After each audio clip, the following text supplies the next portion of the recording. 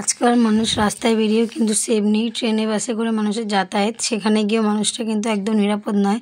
দিনের পর দিন এত রেল দুর্ঘটনা বেড়েই চলেছে যে মানুষজন কিন্তু ঘর থেকে বাইরে বেরোতে 10বার ভাবছে। তো আজকে আমার চোখের সামনে যে কত মানুষ যে মৃত্যুর হাত থেকে বেঁচে গেছে, তোমাদের না বললে বুঝতে পারবে না। তো চলো আজকে কী হয়েছে কেন হয়েছে সেটাই তোমাদের সাথে শেয়ার করবো বন্ধুরা। তো শুভ সকাল আমার বন্ধুরা, কেমন আছো তোমরা সবাই? আমি খুব ভালো আছি, আশা করি তোমরা যে যেখানে ভালো আছো সুস্থ আছো। তোমাদের সবাইকে সুমাস ডেইলি ব্লগে স্বাগত জানাই।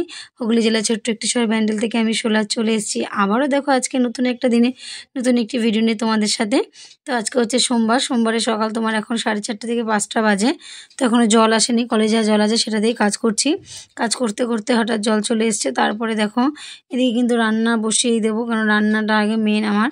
সকালে উঠে আগে রান্না করব, যেহেতু জল থাকে না, বাইরের কাজ হয় না, তার জন্য ঘরে আগে রান্নাটা সেরে নিই। তো কালকে রাতে যা যা কেটে রেখেছিলাম সবজি সব কিছু নামিয়ে নিয়েছি ফ্রিজ থেকে, দিয়ে জলের জারটাও মেজে নেবো। এটাই জল ভরে নেবো, যেহেতু খালি হয়ে গেছে। রান্না করতে গেলে জল প্রয়োজন হয়, তাই না? বারবার কলে ছুটে আসবো, যেন বোতল আর এই জারটা ভরে রাখি, আমার হয়ে যায়। তো বড়দের প্রণাম আর ছোটোদের বুক ভরা ভালোবাসা তো রয়েইছে। তো সবাইকে ভালোবাসা, অনেক অনেক অনেক ভালোবাসা দিয়ে আমি আজকে ভিডিওটা কিন্তু স্টার্ট করছি। তো সবাই আমার পাশে যেরকম আছো বন্ধুরা, এরকমই আমার পাশে থেকো, আমাকে ভালোবেসে আমাকে সাপোর্ট করো, আমাকে আরও সামনের দিকে এগিয়ে যেতে সাহায্য করো বন্ধুরা তোমরা। তো তোমরা ছাড়া কিছুই না। এই ইউটিউব প্ল্যাটফর্মটা এমনই একটা জিনিস যে কারো সাপোর্ট ছাড়া, কারো মানে কেউ যদি না চায় তুমি এগোও, তাহলে তোমার সেটা কখনোই সম্ভব হবে না। সবাই মিলে পাশে থাকলে তবেই কিন্তু, একে অপরের সাথে থাকলে, পাশে থাকলে তবেই কিন্তু আমরা এগোতে পারবো, তাই না? তো প্রত্যেককে তাই করতে হবে, সবাইকে সবার পাশে থাকতে হবে। তো আমি দেখো এত কাজের মধ্যে, এত ব্যস্ততার মধ্যেও কিন্তু আমি আমার বন্ধুদের ভিডিও দেখি, খুব ভালো লাগে। তো যারা আমার ভিডিও দেখে আমি তাদের ভিডিও দেখি, এভাবে দেখি, কারণ দেখো তারা আমার ভিডিও দেখে, আমি যদি না দেখি একটা খারাপ দেখায় না। তার জন্য আমি শত কাজের মাঝখানে, শত ব্যস্ততার মধ্যেও কিন্তু সবার ভিডিও পুরো ফুল ওয়াচ করে দেখি। যেমন ট্রেনে থাকলে ভিডিও দেখে নিই, টোটোতে, অটোতে, বাসেতে, যেখানে থাকি সেখানে বসে বসে আমি ভিডিওগুলো দেখে নিই। যেহেতু বাড়ি এসে দেখার সময় পাই না একদমই, আমাকে তার জন্য রাস্তাঘাটে বেরিয়ে কিন্তু ভিডিও দেখতে হয়। আর আমি সবার ভিডিওতে বড় কমেন্ট করতেও পারি না, আমি ছোট শর্ট কমেন্ট করে কিন্তু ছেড়ে দিই।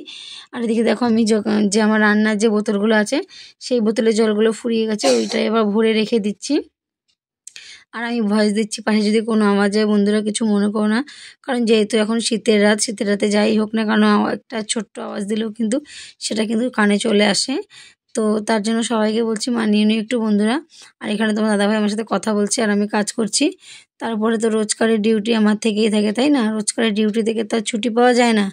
তো এখানে দেখো আমি গাছগুলোতে জল দিয়ে নিচ্ছি। প্রথমে বাড়ির ভিতরে জলগুলো দিয়ে কিন্তু আমি ডাইরেক্ট চলে যাবো রাস্তায়, রাস্তার গাছে জলগুলো দেবো। তারপরে এই যে পেছনের গাছ কিছু আছে টুকিটাকি, তো সব গাছের জলগুলো দিয়ে নেবো।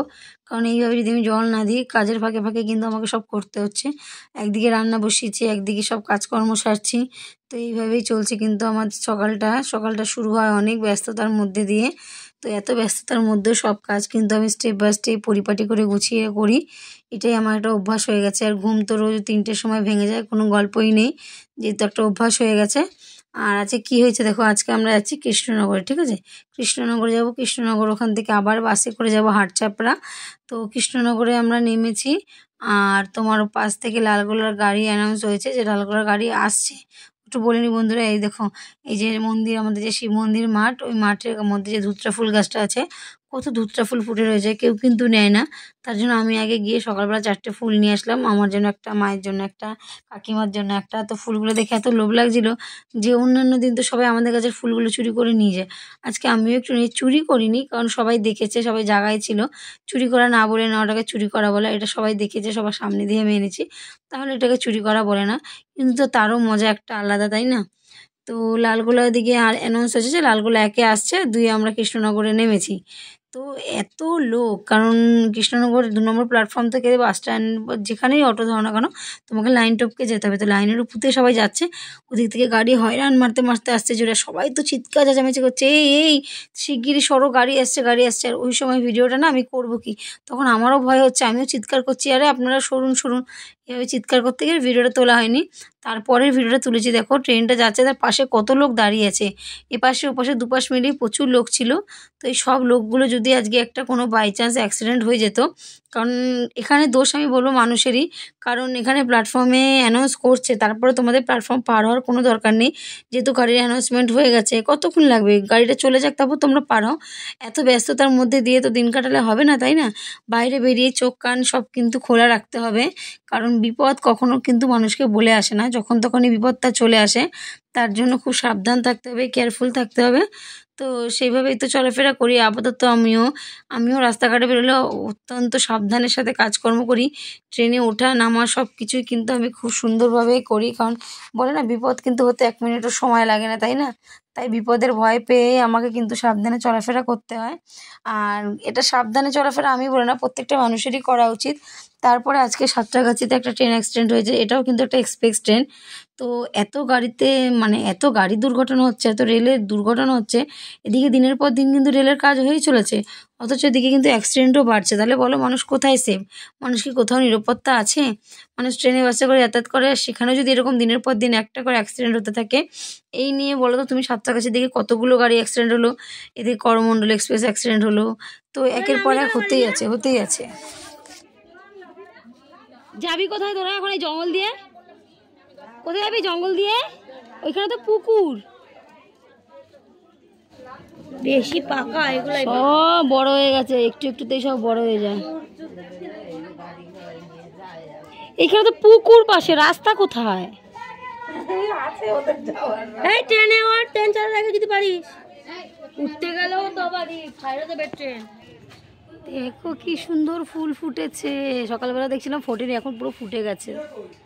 না চলো ঘরে যাবে, পরে আসছি কথা বলবো। আজকে তো আমি আজকে রান্না করেছিলাম, আলুর দম করেছিলাম, আর পেঁয়াজ আলু কুলি ভেজেছিলাম, মটরশুঁটি দিয়ে আলুর দম করেছি। তো নিরামিষ আলুর দম করলে তোমার দাদাভাই খায় না, এই জন্য আমাকে পেঁয়াজ টিয়াজ দিয়ে করতে হয়েছে। তো সেই কড়াইগুলো রেখে গেছিলাম, মাজতে পারিনি, দেরি হয়ে গেছিলো। আর এই কড়াইটাতে পায়েস ছিল, তাই পায়েস নামিয়ে রেখে গেছি, সকালে বাটিটা ভিজিয়ে রেখে গেছি, মানে কড়াইটা। তো সেইগুলো সব মেজে পরিষ্কার করে নিলাম, জল টল ভরা, রান্নাঘর পরিষ্কার করা, ওগুলো আর তোমাদের সামনে তুলে ধরা হয়নি, কারণ ওগুলো ক্যামেরায় ফোনে চার্জ ছিল না বলেই কিন্তু আমি দেখাতে পারিনি, ফোন চার্জে ছিল। কারণ কতক্ষণ বসে থাকবো, তাই না? কাজ ফেলে রাখতেও তো ইচ্ছে করে না। আর এদিকে জামা কাপড় ভাঁজ করছে, বরমশের সাথে ঝগড়া করছি, মেয়েকে নিয়ে ঝগড়া হচ্ছে, মেয়ে পড়তে যাবে না, তাই চিৎকার করছে, আমি তুমি গিয়ে বলো। তারপরে তো সন্ধ্যাবেলা চলে এসেছি গুগলে তোমার খেজুর দিয়ে দুধ দিয়ে জাল দিতে, কারণ গুগল মাঠে গেছে, মাঠ থেকে আসবে, খেয়ে আবার পড়তে যাবে। তার জন্য আগে গুগলের খাবারটা রেডি করে নিই, কারণ গরম হয়ে গেলে ঠান্ডা করতে তো সময় লাগবে। তার জন্য তাড়াতাড়ি করে গুগলের খাবারটাকে রেডি করে নিলাম, গুগলকে খাইয়ে দিলাম। আর আজকে রাতে ডিনার করব তোমার রুটি, পরোটা করব, রুটি করব না। আবার ভাবলাম যে রুটি করব না, তোমার দাদাভাই তো পরোটা খাবে না, ওর জন্য আবার 4টে রুটি করলাম, আমাদের তো 3 জনের জন্য একটু পরোটা করলাম। আর এদিকে আটাটা মেখে নেব, আর বানাবো আজকে গাজরের হালুয়া। তো শীতের মরশুমে যদি গাজরের হালুয়াই নাই বানালাম, তাহলে কি বানালাম, তাই না? তো তার জন্য এবছর শীতে কিন্তু একবারও আমার গাজরের হালুয়া বানানো হয়নি, আজকে ফার্স্ট টাইম বানাবো। আর মাম্মাম খেতে কিন্তু খুব ভালোবাসে আমার গাজরের হালুয়া, ওর জন্য বানাতে হয়। আর মিষ্টিটা একটু কম দিতে হয়, কারণ ও মিষ্টি অতিরিক্ত খেতেই পারে না, যার জন্য আমাকে মিষ্টি কম দিয়ে কিন্তু বানাতে হবে। আর এখানে দেখো আমি নিয়ে নিচ্ছি কতগুলো গাজর, কালকে নিয়ে এসেছিলাম, তোমরা তো দেখলে কত গাজর নিয়ে এসেছিলাম। সেই গাজরগুলোকে কিন্তু আমি মানে বটি নিয়ে এখন হাতের ছাড়ানো, আলু ছাড়ানো দিয়েই কিন্তু ছাড়িয়ে নিচ্ছি, নিয়ে দেখো পুরো জলের মধ্যে ভিজিয়ে নিয়েছি। আর এই যে ঘষণি নিয়ে নিয়েছি, এবার কিন্তু আমি সব গাজরগুলোকে এক এক করে ঘষে নেব, ঘষে নিয়ে তারপরে কড়াইতে মানে ঘি দেব, ঘি দিয়ে ঘিয়ের মধ্যে গোটা এলাচ ফোড়ন, এলাচটাকে ফাটিয়ে নিয়েছি, ফাটিয়ে নিলে না স্বাদটা মানে গন্ধটা এত সুন্দর বেরোয়, গোটা অবস্থায় যা গন্ধ, আর সেটাকে চিড়ে নিয়ে যদি আমি করি সেটার গন্ধ কিন্তু আলাদা। তো এইভাবে এলাচটা দিয়ে ফোড়ন দিয়ে গাজরটাকে ভাজা ভাজা করেছি একটু হালকা, আর নুন দিয়েছি, নুন দিয়ে তারপর দুধ দিয়ে ভালো করে ফুটিয়েছি, নামানোর আগে চিনি দিয়ে একদম গায়ে মাখা করে নামিয়ে নিয়েছিলাম। আর একটু কাজু কিশমিশ দিয়েছিলাম, কাজু কিশমিশটা আমি ভিজিয়ে রেখেছিলাম, আগে ধুয়ে নিয়েছি তারপরে দিয়েছি, কারণ কাজু কিশমিশতে বড্ড নোংরা থাকে, না ধুয়ে খাওয়া একদমই উচিত না, তার জন্য ধুয়ে নিয়েছিলাম। আর আজকে মাম্মা আর আমার জন্য দুটো জিনিস এনেছি, নিজেদের বলতে পারো অল্পর মধ্যে চাহিদা করে, অল্প চাহিদায় কিন্তু আমাদের শখ পূরণ হয়। তো 10 টাকা করে ট্রেনে সেল দেয়। তো দেখলাম মামামের জন্য একটা বেল নিয়ে নিলাম, এত ভালো লাগছিলো বেলগুলো। তো যতবারই বেল আনি না কেন সব কিন্তু গোগলই নষ্ট করে দেয়, মাম্মাম একটাও মাথায় দিতে পারে না। তারপরে যেন নিয়ে আসলাম। আর আমি একটা হোস্টেল ক্লিপ আনলাম, আগেরগুলো ছিল কিন্তু কোথায় রয়েছে না খুঁজেই পাচ্ছি না একদম। তো সেই জন্য মাম্মামের জন্য হোস্টেল ক্লিপও নিয়ে আসলাম। আর এদিকে সব বাসন যে ধোয়া ছিল সেই বাসনগুলোকে সব উপর করে জায়গায় রাখলাম। এক হাঁড়ি জল তুলে নিলাম কালকে সকালের জন্য, কখন জল আসবে না আসবে তোলা থাকলে আমি রান্নাটা করতে পারবো।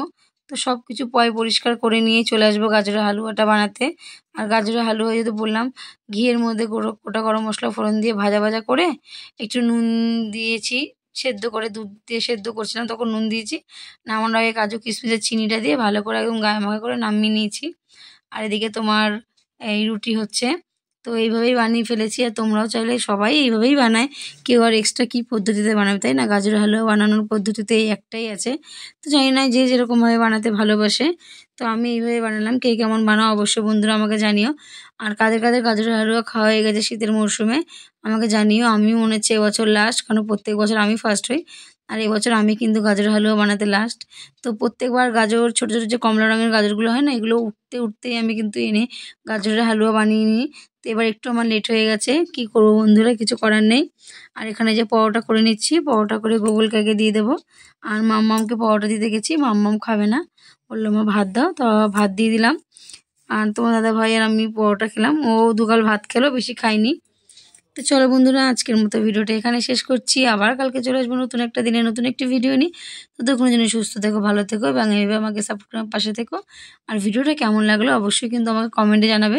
যদি ভিডিও কোনো অংশ ভালো লেগে থাকে বন্ধুরা, অবশ্যই একটা লাইক কমেন্ট করে শেয়ার করে দিও। আর যারা আমার চ্যানেলে নতুন এসছো বন্ধুরা, ভিডিওটা দেখছো, তোমরা তাড়াতাড়ি করে চটপট করে অবশ্যই এই কাজটা সেরে ফেলো। আর আমার পুরনো বন্ধুদের তো বলার প্রয়োজনই নেই, তাই না? চলো tata, good night, love you all বন্ধুরা। আবার কালকে দেখা হবে। নিজেও ভালো থেকো, অপরকেও ভালো রেখো।